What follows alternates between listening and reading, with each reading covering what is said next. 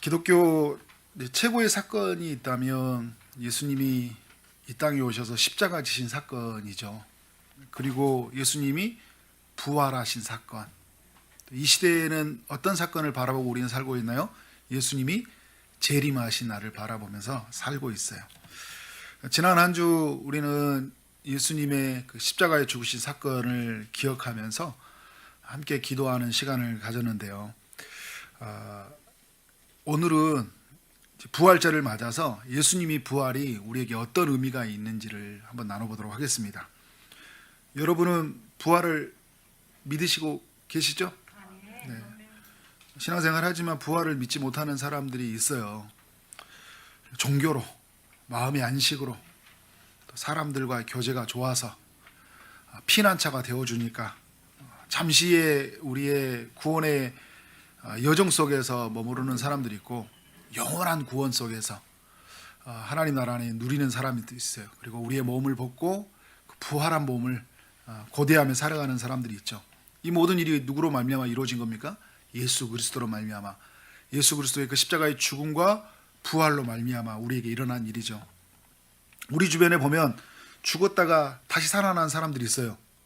그런 사람들을 좀 가끔 보죠. TV 같은 데 보면 죽었는데 갑자기 막 간에서 꿈틀거려가지고 나가 보니까 살아 있었던 거예요. 성경에도 보면 죽었다가 살아난 사람들이 있어요. 근데 우리 주변에는 뭐 이게 죽었는지 어떻게 했는지 잘 모르지만 성경에서 우리가 확실하게 볼 때 뭐라 하냐면 한 7명 정도 나오는데 확실히 죽었다고 이야기해요. 예를 들어서 엘리야가 살린 사르밧 가부의 아들 죽었죠. 근데 엘리야를 통해 살아났어요. 엘리사가 살린 수넴 여인의 아들도 마찬가지죠. 그 아들도 죽었는데 엘리사가 기도하면서 살아났죠. 하나님의 능력으로 살아났어요. 예수님이 살린 세 사람이 있어요. 해당장 야이로의 딸과 나인성 가부의 아들 베다니의 나사로. 다 죽은 사람이었는데 예수 그리스도가 긍휼히 여기심으로 그를 다시 살려주셨잖아요. 베드로가 살린 사람이 있습니다. 다비다라는, 사도행전에서 이제 나오죠. 9장에서. 그리고 바울이 살린 사람이 있어요. 누구예요? 졸다가 죽은 유두고라는 사람을 죽었는데 살리잖아요. 한 7명 정도 나오는데 이 사람들을 향해 우리는 부활이란 말을 쓰지 않아요. 소생, 다시 살아났다, 이런 단어를 쓰고 있죠. 소생한 사람들과 부활은 차원이 달라요. 소생한 사람들은 어떻게 돼요? 다시 살아났을 때 이전과 이유가 달라요? 틀려요? 똑같아요. 똑같은 몸을 입고 있는 거예요. 다시 생명이 연장된 것 뿐이에요. 사르밧 가부의 아들 결국은 다 죽었어요. 수넴 여인 아들 다 죽었어요. 해당종 야이로 딸 나인성 가부의 아들 나사로 다 죽었어요. 여전히 큰 변화가 없었던 것이죠. 근데 여러분, 예수님의 부활, 또 예수님과 함께하는 우리 성도들의 부활은 다른 거예요. 예수님이 부활하셨을 때 예수님이 이전과 같은 모습을 비춘 게 많죠. 어떻게 해요? 말도 하시고 식사도 하셨어요. 제자들과 함께 부활하셨는데. 그리고 예수님의 몸에 어떻게 해서 십자가에 못 박힌 자국이 있었죠. 그리고 발에 못자국이 있었고 옆구리에는 칼과 창에 찔린 자국이 다 있어요. 채찍에 맞은 자국이 남아 있어요. 예수님이 죽은 모습 그대로 비춰주신 거잖아요. 그러니까 이전과 이유가 다른 거 없는 것 같은데 다른 게 있어요. 부활한 몸이라는 게 뭐냐면, 사람들이 예수님을 바로 알아봤나요? 못 알아봤나요? 못 알아봤죠. 부활할 때는 못 알아본 거예요. 말씀해 주시니까 알아봤죠. 그죠? 말씀하심으로 알아봤고, 또 예수님이 공간의 제약을 받지 않았죠. 이전에는 공간의 제약을 받았어요. 인간의 몸을 입고 오셨기 때문에. 근데 부활한 몸은 뭐냐면 벽을 통과해서 엠마오로 가는 두 제자에게 나타나셨다가 엠마오로 가는 두 제자가 11제자에게 예수님을 봤다 이야기하니까 갑자기 예수님 나타나가지고 평강이 있을지어다 이렇게 말씀하시잖아요. 그러니까 공간을 통과하셔서, 그죠? 제약받지 않은 거잖아요. 고린도전서 15장 6절의 말씀을 보면 500의 형제에게 일시에 모이셨다고 그래요. 500의 형제는 일시에 모였다, 500명이 한꺼번에 모였다는 이야기일까요? 예수님이 죽은 다음에 사람들이 어떻게 됐어요? 다 흩어졌어요. 모여있는 사람이 없었어요. 500의 형제에게 주님이 어떻게 한 거예요? 일시에 보이셨다는 거냐면 공간을 초월해서 각각에 있는 자리에서 예수님이 부활하신 모습이 그들에게 비춰주신 거예요. 일시에. 같은 시간인데 여러 장소에서. 그러니까 예수님은 시간과 공간을 제약받지 않는 모습으로 나타나셨다. 근데 무엇보다 예수님의 몸은 죽지 않는 몸. 다시 죽지 않아요. 이제 누가 십자가에 찌른다 죽지 않아요. 그리고 어떻게 돼요? 예수님은 어떤 그 생명이 한계가 있는 게 아니잖아요. 영원히 사는 몸. 그래서 다시 죽지 않는 몸, 영원히 사는 몸. 그런 몸으로 주님이 부활하신 거예요. 이것이 이 땅에서 다시 살아난 사람들의 몸과 다른 몸이라는 거예요. 소생과 부활은 그런 면에서 다르다는 거예요. 우리는 여러분 사도신경의 신앙 고백을 믿죠? 우리의 믿음을 사도신경으로 고백을 하잖아요. 예수님이 본디오 빌라도에게 고난을 받으사 십자가에 못 박혀 죽으시고 장사 지낸 바 되었다가 장사 지낸 지 사흘 만에 죽은 자 가운데서 다시 살아났다. 우리는 이 사실을 믿습니다. 그죠? 예수님은 장사 지냈는데 사흘 만에 다시 살아나셨다는 거예요. 근데 전혀 다른 차원의 부활을 이루신 거예요. 우리는 이 예수님을 믿고 또 우리가 정말 영광스러운 건 뭐냐면 우리도 장차 예수님과 같이 부활한다는 거예요. 사도신경의 마지막에 고백이 뭐라고요? 우리가 몸이 다시 사는 것과 영원히 사는 것을 믿습니다. 우리의 부활을 믿는다는 거예요. 사도신경의 고백은 예수님의 부활을 믿는 거고 우리의 부활을 믿는다는 거예요. 그냥 우리가 고백하는 게 아니라 그게 우리에게 사실이고 예수 믿는 자들에게는 그것이 우리에게 이루어질 일이니까 우리는 고대하면서 그것을 고백하며 나아가는 거잖아요. 고린도전서 15장 20절 말씀을 볼까요? 예수님이 죽은 자 가운데서 다시 살아나서 잠자는 자들의 첫 열매가 되셨다. 모든 나무의 열매는 어떻게 해요? 똑같은 시간에 열지 않아요. 먼저 꽃이 피고 열매 맺는 게 있어요. 시간의 순서가 약간의 차이가 있는 거예요. 똑같은 시간으로 맺지 않아요. 가장 먼저 맺는 열매를 뭐라고요? 첫 열매라고 하는 거죠. 근데 첫 열매를 보면서 처음 식물을 봤던 사람을 생각해봐요. 우리가 봤던 걸 생각하지 말고 처음 식물을 보면서 꽃이 피었는데 이 꽃이 어떻게 열매를 맺을까 생각을 하고 있었는데 첫 열매를 딱 맺으면서 뭔 생각을 해요?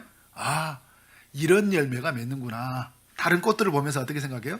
이런 열매를 맺구나 이런 생각을 하잖아요. 예수님의 부활을 보면서 예수님을 믿는 사람들이 어떻게 된다고요? 우리도 죽으면 이렇게 되는구나. 누구처럼요? 예수님처럼 이렇게 부활하는구나. 그래서 고린도전서 15장 23절에 보면 이런 말씀이 있어요. 23절 뭘까요? 첫 열매는 열매인 그렇잖아요. 각각 차례대로 되리니 부활한다는 거예요. 먼저는 첫 열매인 그리스도다. 그리스도가 먼저 부활하셨다고 하고 다음에는 그가 강림하실 때 예수님 재림하실 때 말하는 거예요. 누가 부활한다고요? 그리스도에게 속한 자들이 부활한다. 우리에게 이렇게 말을 해주고 있습니다. 여러분 이 사실을 믿으신가요? 고린도전서 15장 42절부터 53절까지는요. 예수 믿는 성도들의 그 부활한 몸이 어떤 것인지를 소개해주고 있어요. 42절에 보면 썩을 우리가 썩지 아니하는 몸을 입는다고 해요. 우리는 여러분 썩는 몸이죠. 흙으로 왔으니까 흙으로 다 썩어져요. 그런데 예수 믿는 사람들은 썩지 아니하는 몸을 입는다는 거예요. 영원히 살아있는 몸을 입게 된다는 거예요. 자, 43절에 보면 욕된 것이었던 우리가 어떤 일이 일어나냐면 영광스러운 것으로 변화된다고 이야기해요. 여러분 우리는 욕된 것은 왜 욕되어졌죠? 죄가 들어왔기 때문에. 그런데 예수님의 부활이란 건 뭐냐면 우리가 죄가 다 사라지니까, 그죠? 죄가 완전히 우리 안에서 끊어지니까 어떻게 되는가? 우리는 영광스러움으로 우리는 변화되는 거예요. 그리고 43절에 보면 약했던 우리가 뭘 입는다고 그래요? 강한 것으로 다시 살아난다고 그래요. 우리는 병들잖아요. 우리는 늙어요. 그죠? 우리는 아픈 게 많죠.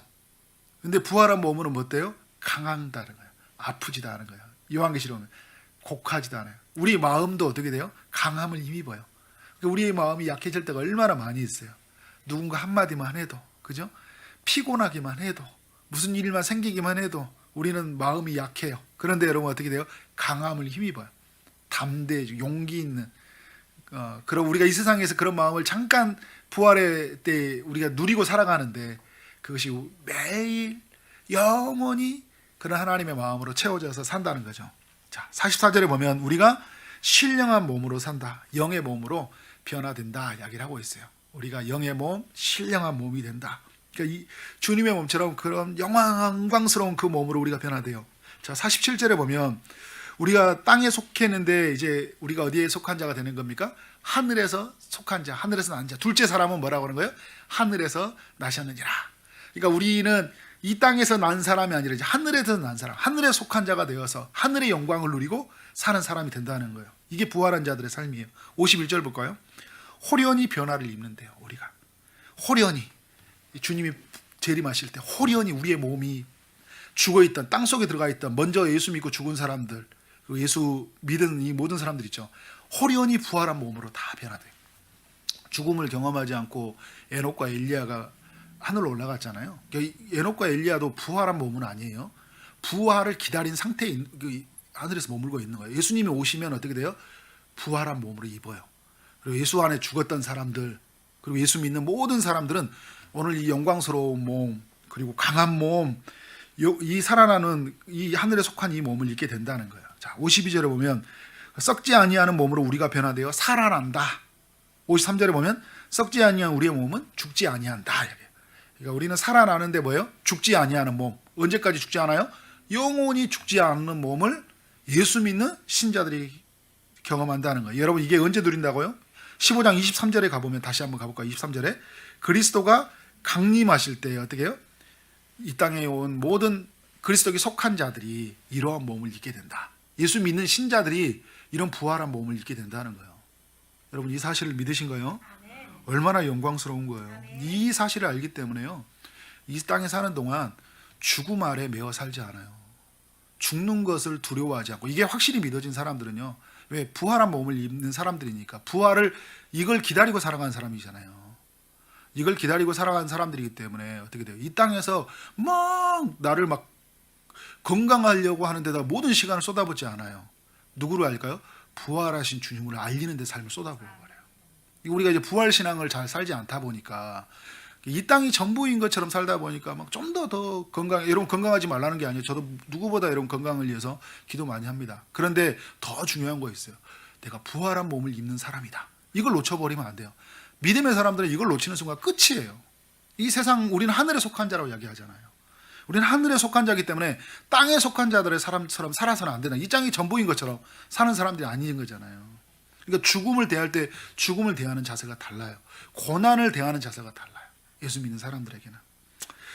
자, 이런 예수 믿는 사람들은 어떻게 사냐? 57절 말씀을 보면 한번 다 같이 읽어보도록 하겠습니다. 시작.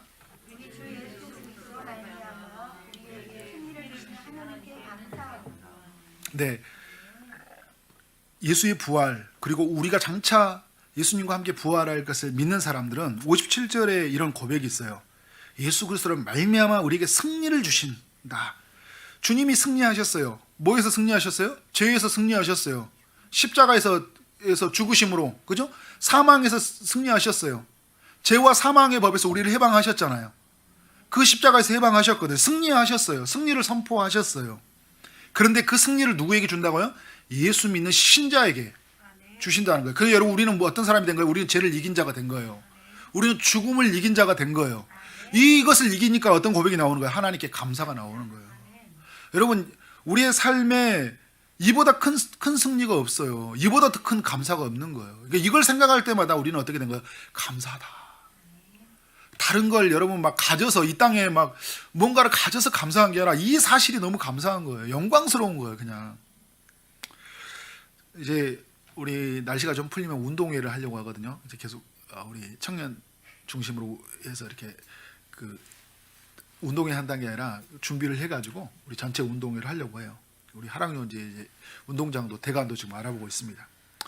그래서 뭐 어제도 이야기 나눴는데 뭐 보물찾기도 해야 되냐? 보물찾기도 하면 좋겠어요. 근데 여러분, 뭐 보물찾기는 뭐 소풍 같은 추억이죠. 운동회도 여러 경기를 해요. 근데 우리 중에 보면 운동회, 소풍에 별로 좋은 추억이 없는 사람이 있어요. 그러니까 뭐냐, 소풍 가면 보물찾기 난 한 번도 찾은 적이 없다. 그리고 운동회 해가지고 나는 상을 받아본 적이 없어요. 항상 내가 들어간 팀이 져. 달리기를 하면 항상 꼴등이야. 그리고 뭐 운동 경기를 하면 내가 운동원하는 팀이 다 져. 여러분, 그럴 수 있어요. 근데 여러분, 이번에 운동회는 누가 이기냐에 지느냐 이런 게 아니라 우리 모두는 예수 안에서 승리한 사람들이잖아요. 그 승리한 사람들이 뭘까요? 함께 축제하고 운동으로 교제하는 시간이 된 줄 믿습니다. 그래서 보물찾기도 웬만하면 다 찾게끔 하는 거죠, 뭐. 그죠? 우리 이미 천국의 보물을 찾은 사람들 아니에요. 그러니까 이런 보물을 보면서 이걸 보면서 어떻게 되는 거야? 우린 천국의 보물을 가진 거니까 또 이런 거잖아요. 설령 안 찾아도 괜찮은 거예요. 그걸 알면. 운동회 때 졌다고 해서 여러분 어떻게 돼요? 괜찮아요. 어떤 예전에 제가 청년사역을 할 때 볼링을 치는데 볼링 게임에 졌다고 그냥 거기서 막 울고 막 하는 거예요. 자매가 막 졌다고. 그럴 수 있어요. 승부욕이 그 사람이 나쁜 건 아니에요. 뭐 저도 승부욕이 강하기 때문에. 그런데 여러분 우리가 예수 그리스도의 그 죽음의 승리를 경험한 사람, 죄로부터 승리한 사람은 이 땅의 것에 그렇게 크게 그 일부 알고 하지 않는 것 같아요. 예를 들어서 여러분 이런 생각을 해보세요. 우리가 이제 월드컵 이제 앞두고 있는데 카타르 우리나라가 진짜 그 나라에 가서 우승을 했어요. 그래서 손흥민 우승해가지고 손흥민이 MVP가 된 거죠. 근데 MVP가 돼가지고 동네 그 지역에서 MVP인데 우리 조기축구에 와서 축구 한번 해주라고 하는 거예요. 손흥민이가 들어가는데 졌어. 근데 손흥민이가 집에 가면서 나는 아무것도 아니야. 난 여기 동네 축구에서도 안 돼. 뭐 이렇게 말하겠어요? 아니면 그거 질 수 있다 생각하고 집에 가서 그냥 편하게 잠잘 것 같아요? 편하게 잘 것 같아요. 난 누구예요? 월드컵 우승한 MVP예요. 동네 축구에 가서 뭐 한 거예요? 놀아준 거예요. 그냥 그죠? 여러분 이 땅에 살면서 우리는 그런 사람들이 그냥 놀아준 거예요. 그냥 뭘 그렇게 그죠? 그거에 얽매여가지고 막 진짜 죽느냐 사느냐. 그럼 일하지 말고 아무것도 하지 말라는 게 아니라 우리의 투쟁심이 다르다는 거예요. 우리는 너무 다른 것으로 붙잡고 살아가는 이 세상 사람들 속한 사람처럼 살아가는 게 많이 있다. 그러니까 어떻게 돼요? 감사가 안 나오죠. 이 승리를 경험하니까 경험하지 못하니까 이 사실을 날마다 믿음으로 고백하지 못하니까 사도 바울이 말했던 57절의 고백, 내가 감사하는 이 고백이 안 나오는 거예요. 나는 왜 이렇게 힘들지? 나는 이렇게 날마다 지지? 나는 이렇게 공부하면 공부가 안 돼? 나는 좋은 직장에 못 들어가? 나는 왜 이렇게 결혼을 못해? 나는 왜 이렇게 우리 자녀들은 결혼 못하고 이렇게 애를 안 낳아? 왜 이렇게 우리 자녀들은 이렇게 돼? 이렇게 생각하는 거잖아요.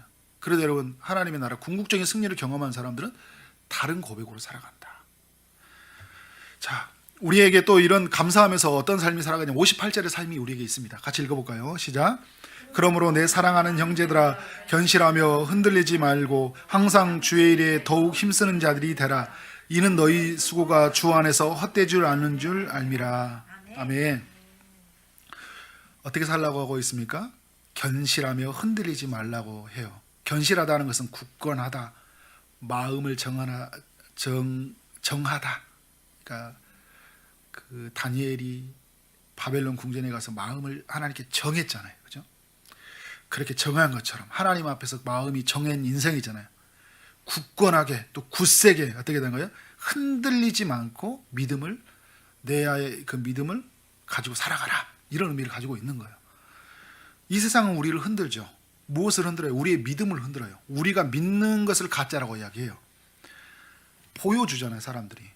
그래서 우리 보고 향해 말하는 거예요. 하나님을 그러면 보여주라고 이야기하는 거예요. 보여주면 믿겠다. 어떻게 우리가 하나님을 볼 수 있어요? 온 우주에 충만하신 하나님을, 그 크신 하나님을 인간이 어떻게 하나님을 볼 수 있어요? 저 먼 곳에 있는 것도 못 보고 정말 가까이 있는 것도 보지 못하는 인간이 어떻게 우리를 지으신 그 창조주를 볼 수가 있냐는 거예요. 예수님이 하나님의 아들이 아니라는 거예요. 인간이라는 거예요.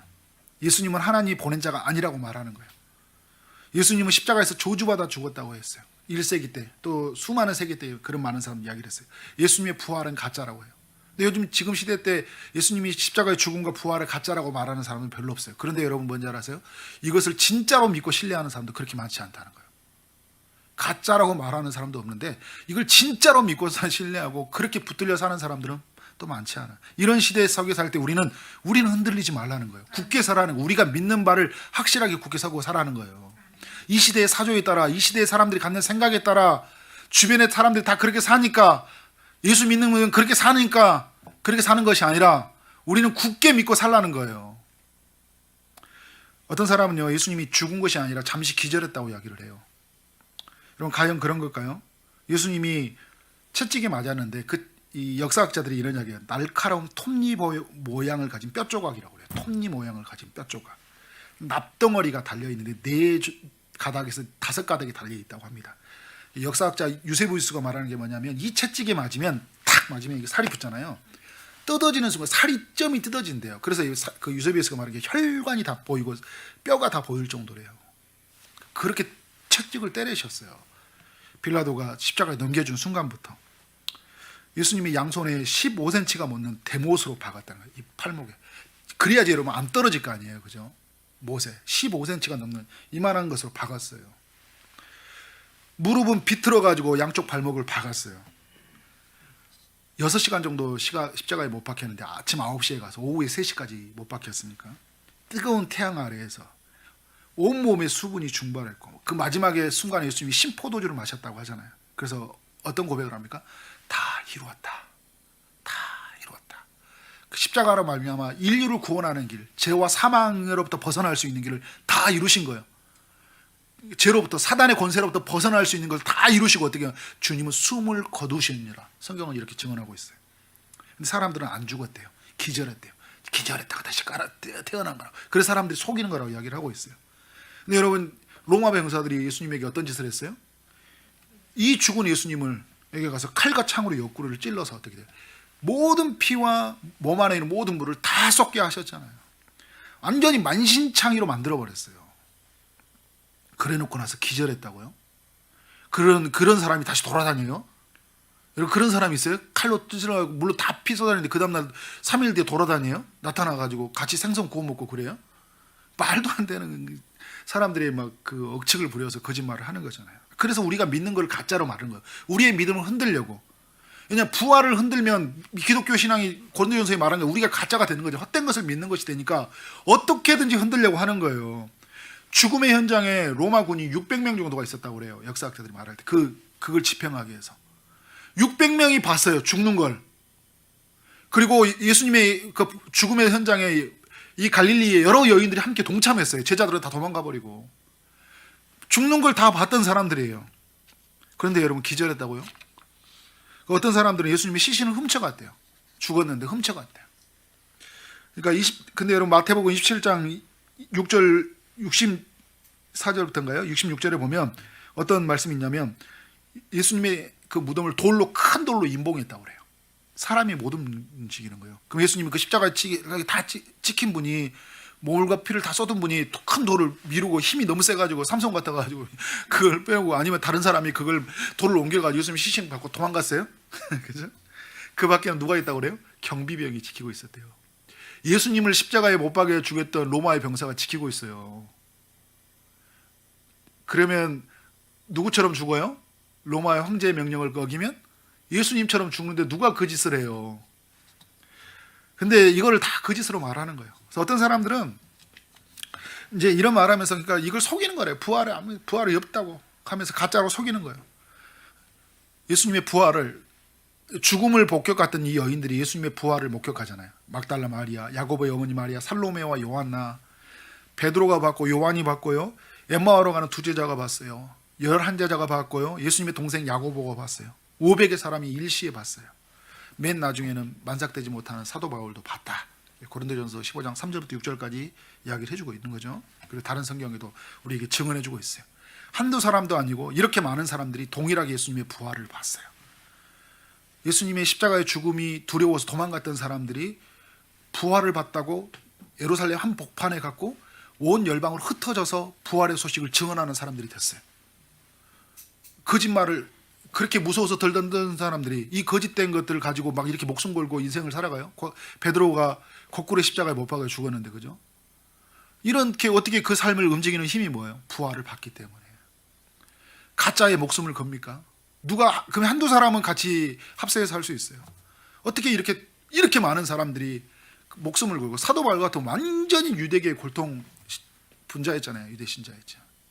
부활을 본 다음부터 완전히 이제 예수님의 그 십자가의 죽음과 부활을 증언하는 사람으로 바뀌어 버렸어요. 그러니까 이 부활은 사실이라는 거예요.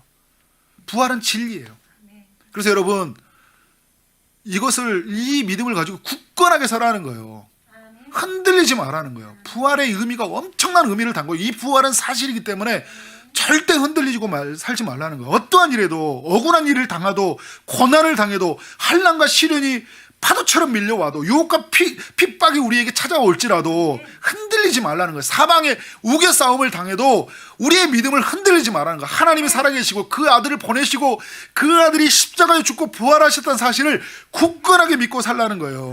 죽음이라는 무기를 협박을 해도 흔들리지 말라는 거예요.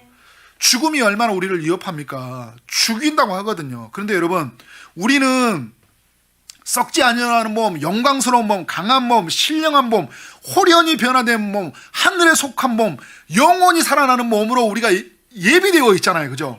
그리고 우리는 예수님과 함께 영원히 사는 자가 되었어요. 그런데 무엇이 여러분 우리의 무기로 우리를 두려워할 수 있냐는 거예요. 죽음이라는 무기로. 너 죽는다 그러니까 여러분 다 무서워하잖아요. 그러니까 그런 면에서 여러분 몸이 너무 아프더라도 두려워하지 마세요. 목사님 안 아파 보니까 그런 이야기 하시죠. 저도 아파 봤어요, 여러분. 그러니까 여러분만큼은 아프진 않았지만 저도 아픈 사람들 많이 봤고 아파요. 저도 코로나 걸리니까 죽겠더라고 진짜. 근데 여러분, 우리는 아플 때마다 부활을 소망해야 돼요. 우리는 부활할 자다. 그리고 몸이 늙어가는 걸 보면서 너무 그냥 힘들어하지 마세요. 늙어가는 주름살, 굳은 살이 변하면서 영광스러운 거죠. 멸류관이잖아요. 어떻게 보면 살아온 자식들, 주의 나라를 위해 살아왔던 것들, 힘써 수고했던 것들, 그걸 영광스럽게 생각하세요. 누군가가 죽어가는 사람을 있을 때 안타까워만 하지 말고 부활을 알리세요. 그게 여러분 우리가 살아가는 삶이에요. 오늘 이 믿음을 가지고요, 더욱 이 58절의 말씀을 보면 우리로 하여금 어떻게 하냐면 우리가 믿음에 굳게 서서 항상 주의 일에 힘쓰는 자가 되라는 거예요. 항상 무슨 일이에요? 주의 일에 힘쓰라. 주의 일이 뭘까요? 요한복음 6장 28절에 보면 제자들이 예수님에게 이렇게 얘기해요. 어떻게 해야 우리가 하나님의 일을 하오리까? 어떻게 해야 주의 일을 하오리까? 이렇게 물어봐요. 예수님이 뭐라고 대답한지 아세요? 하나님께서 보내신 일을 믿는 것이다. 나를 믿는 것이 하나님의 일을 하는 것이다. 예수님을 믿는 것이 하나님의 일을 하는 거예요. 이게 여러분 무슨 말일까요? 우리가 죄로부터 구원할 수 없어서 누가 오셨어요?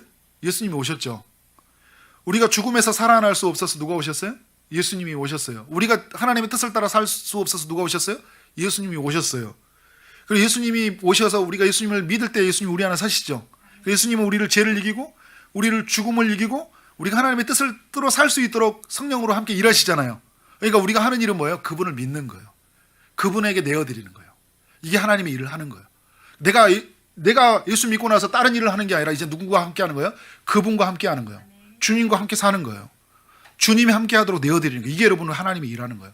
근데 예수 믿는다고 하면서 막 자기가 하는 의를 이루고 내가 해서 우리 교회를 막 100명을 200명을 만들겠다. 내가 해서 이렇게 만들겠다. 우리 가정을 이렇게 만들다 이런 게 아니라 내 안에 계신 예수님과 함께 어떻게 된 거예요. 전에는 나 홀로 일갔지만 이제 주님이 내 인생의 주가 되셔서 주님이 일하시도록 어떻게 내어드리는 거예요. 그분을 믿고 그분이 우리의 선한 결말을 주실 걸 믿고 모든 걸 섭렵해서 선을 이루실 걸 믿고 그분이 도우실 걸 믿고 때를 따라 돕는 것을 베푸실 것을 믿고 나아가는 거예요. 그게 여러분 하나님의 일을 하는 거예요.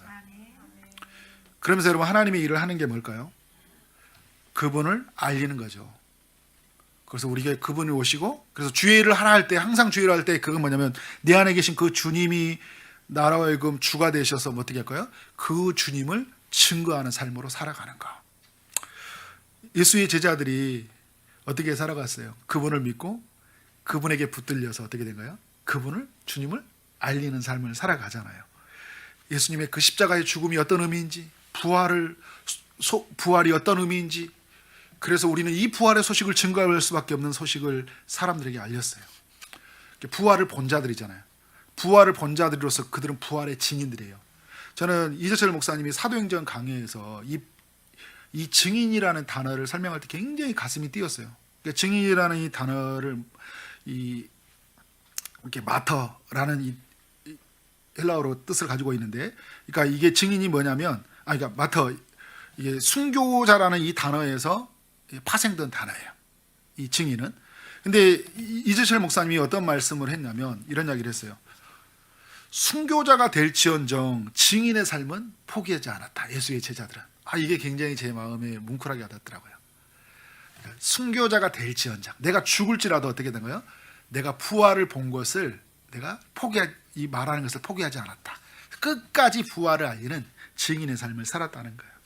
저는 우리 사랑하는 성도들이 그 예수 안에서 그 주님이 우리 가운데 일하심으로 말미암아 부활을 증언하는 삶이 살았으면 좋겠습니다.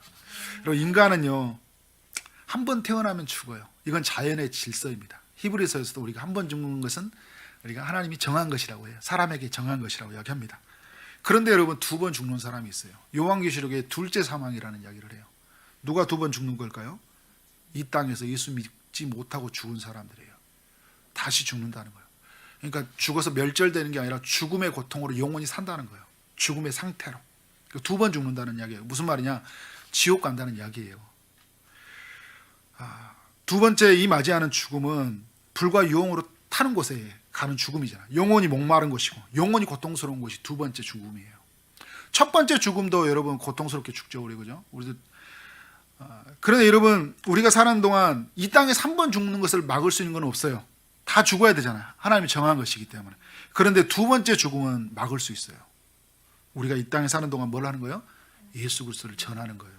그래서 요한계시록 2장 11절은 이렇게 말하고 있어요. 이기는 자는 둘째 사망의 해를 받지 아니하리라. 이기는 자는, 죽음을 이기는 자, 죄를 이기는 자는 둘째 사망, 그래서 지옥에 가지 않는다는 거예요. 누가 이기는 거예요? 예수 그리스도를 믿는 자들이. 그래서 이기는 자가 되도록 우리는 어떻게 되는 거예요? 이 땅에 사는 동안 죄에 굴복하고 죽음에 굴복하고 사는 것이 아니라 죄와 죽음을 이기도록 그것을 이기신 예수 그리스도를 선포하며 살아가는 것이 우리의 삶이다. 이 비밀을 알았기 때문에 예수의 제자들은 목숨을 걸고 자신의 사랑하는 가족들을 향해, 그리고 민족과 열방을 향해, 그 모든 사람을 향해 이 복음을 증거하고 살아갔다는 것이죠. 여러분, 그 순교한 선교사님들의 그 마지막 편지라는 책이 있어요. 이 책은 1900년도 중국에서 발생한 그 의화단의 사건 때 순교를 당한 순교자들이 쓴 편지예요. 이 사건으로 인해서 189명의 선교사가 죽었고 수천 명의 중국의 신자들이 죽었어요. 1900년대. 근데 이 순교자들이 편지를 쓴 내용을 책으로 만들었거든요. 그때 순교자들이 죽음을 앞두고 있을 때 한 부부가 이제 자신의 딸에게 쓰는 편지예요. 부부가 이렇게 쓰고 있어요. 도시로 돌아가려고 애를 쓰고 있지만 쉬운 일이 아니구나. 도중에 우리의 생명을 빼앗으려는 사람들이 많기 때문이야. 이 편지가 마지막이 될 수도 있겠구나.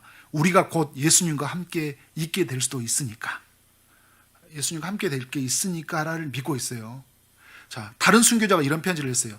아무도 식사 중에 말을 하지 않았습니다. 우리 모두 마지막을 기다리는 모양입니다. 나사로는 그 마지막이 빨리 오기를 고대합니다. 우리는 몇 시간 안에 혹은 수요일 내에 영광 중에 만나게 될 것입니다. 그것은 루총으로 가는 것보다 더욱 가까운 길입니다. 죽음을 앞두고 빨리 가는 길보다, 내가 가는 것보다 혹시 가다가 주님을 만날 수 있을지 모르니까, 근데 그 길이 어떻게 돼요? 주님을 만나는 길이래요. 이 부활의 신앙을 완전히 붙들고 사는 거잖아요. 난 죽으면 어떻게 된다는 거예요? 그냥 죽는 것이 아니라, 멸절된 것이 아니라, 사라진 것이 아니라 나는 주님을 만난다라는 고백이 있는 거예요. 자, 수잔 로버드가 뭐라 했냐면, 만약 다시는 나를 보지 못한다고 해도 내가 중국에 온 것을 조금도 후회하지 않는 것을 기억해 주세요. 그러니까 이 소식을 증거하기 때문에 너무 영광스럽다는 것이죠. 우리가 탈출할 수 있는 가능성에 만에 하나도 있을 수 있습니다. 그러나 우리가 이곳에서 죽어야 한다고 해도 그것을 두려워하지 않습니다. 허버트 딕슨이라는 사람이 이런 고백을 했어요. 함께 그 우하단 사건에서 복음 가운데 섰던 사람들의 이야기죠. 그래서 허디슨 테일러가 그 중국 선교를 깨웠던 이 허디슨 테일러가 이들의 순교를 향해 뭐라고 이야기했냐면, 시대를 막론하고 예수를 따르던 수많은 사람들이 잔혹한 박해에도 구해달라고 기도했을 때 하나님은 그들의 죽음에서 구해 주시는 대신 죽음으로 구해 주셨다 이야기. 그죠? 그들은 막 살려달라고 했거든요. 근데 그 살려주지 않았어요. 그런데 뭐라냐면 죽음으로 그들을 구원해 주셨다. 그러니까 죽음으로 말미암아 그 하늘 영광의 그 부활의 그 기쁨을 누리는 영광이 더 크기 때문에, 그래서 하나님이 그 핍박 현장 속에서 그렇게 구원해 주셨다. 허디슨 테일러가 이렇게 이야기를 하는 거예요. 그러니까 여러분, 예수 믿는 신자는 이런 고백이 있는 거잖아요. 부활 신앙을 가는 사람들은 이런 고백이 있다. 저는 우리 성도들 안에서 이런 고백을 가지고 우리 삶의 자리에 갔을 때 이런 부활의 신앙을 알리는 삶이 되었으면 좋겠습니다. 사람들이 볼 때 우리를 보면서 저들은 왜 이렇게 담대한가? 저들은 저렇게 뭔가 이 땅에 미련을 두지 않고 살아가는 사람 같은가? 뭔가 다른 것을 붙잡고 살아가는 사람, 저들은 저렇게 말을 내줄 수밖에 없나 했더니 예수 그리스도 안에서 그 죽음을 뛰어넘는 영원한 부활을 소망을 힘는 사람들이구나. 그래서 나는 어떻게 할까요? 나도 저 부활의 소망 속으로 가야 되겠다. 내가 저 부활을 주는 예수 그리스도 앞으로 나아가겠다. 이런 고백이 우리의 가정, 우리 이웃들에게 흘러넘칠 줄 믿습니다. 그런 축복의 통로, 은혜의 통로가 되어지기를 주님의 이름으로 축원합니다. 아멘.